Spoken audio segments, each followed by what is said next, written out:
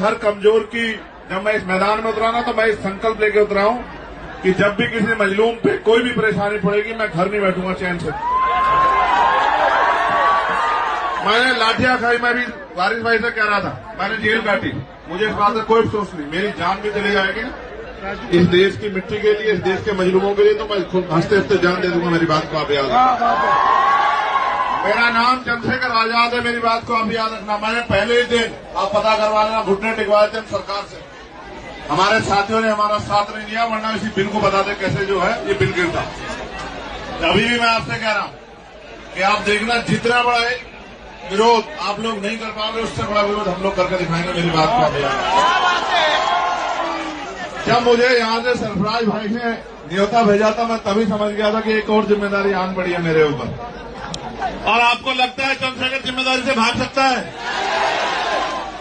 वो गोली नहीं बनी जो अभी सीने को चीर दे, याद रखना मेरी बात। मैंने उस दिन भी कहा था जब जामिया की बच्चों को घुस के मारा गया था पुलिस द्वारा, और मैं वहां था बाहर हेडक्वार्टर, मैंने उस दिन भी कहा था कि उन पर गोली तब चलेगी जब मैं नहीं रहूंगा। मैं फिर आज आपसे कह रहा हूं कि इतनी जबरदस्त विरोध होगा कि सरकार की आंखें खुल जाएंगी। मेरी बात को आप याद रखना। सड़कों पे आएंगे हम लोग पूरे जोर शोर से अपने लोगों को बचाने के लिए।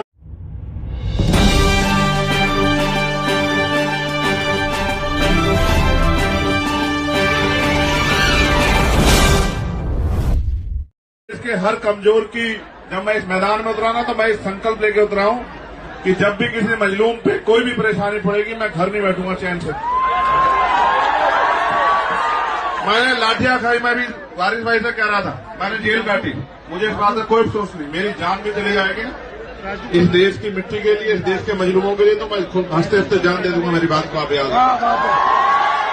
मेरा नाम चंद्रशेखर आजाद है, मेरी बात को आप याद रखना। मैंने पहले ही दिन आप पता करवा लेना, घुटने टिकवाए थे सरकार से, हमारे साथियों ने हमारा साथ नहीं दिया, वरना इसी बिल को बता दे कैसे जो है ये बिल गिरता।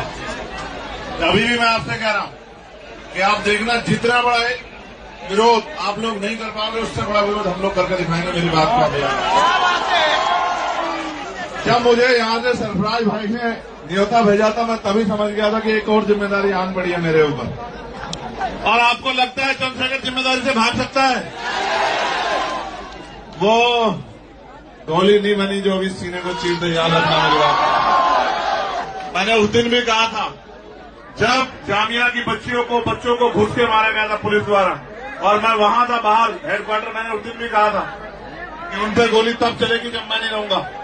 मैं फिर आज आपसे कह रहा हूं कि इतनी जबरदस्त विरोध होगा कि सरकार की आंखें खुल जाएंगी। मेरी बात को आप याद रखना। सड़कों पे आएंगे हम लोग पूरे जोर शोर से अपने लोगों को बचाने के लिए।